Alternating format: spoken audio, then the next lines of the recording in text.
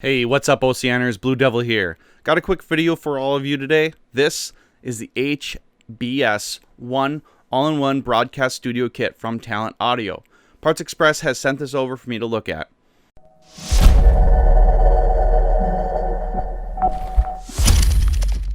With streaming getting very popular, having good audio for your stream is critical.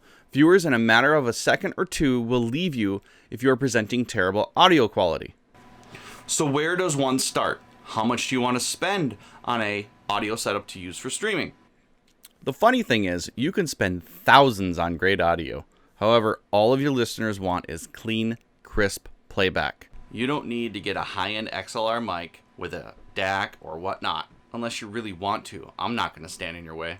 The Talent HBS1 all-in-one home broadcast studio includes everything one would need to get started streaming audio-wise. Included in the box is a USB microphone, a shock mount, a scissor arm, and a pop filter with windscreen. So let's take a look on how to set it up. Setting up the HBS1 is really easy. Since the USB cable is already in the scissor arm, the first step is to clamp down the scissor arm to the part of the desk you want to mount it to. Then attach the shock mount by screwing it on the scissor arm. Then grab the USB mic, pinch the shock mount arms to open it, wider to accept the USB mic. Once the mic is installed snugly, plug in the cable to the bottom of the USB mic, then the other one to your computer. The USB mic doesn't require any special drivers, so it's very universal. It can be used on Windows or Mac. So what you're hearing right now is the HBS1 USB microphone. It's a cardioid microphone, which means its pickup pattern is right in front of me, let alone all around. The frequency range is 30 to 18,000 Hertz with a sensitivity of -36 dB. The max input SPL is 135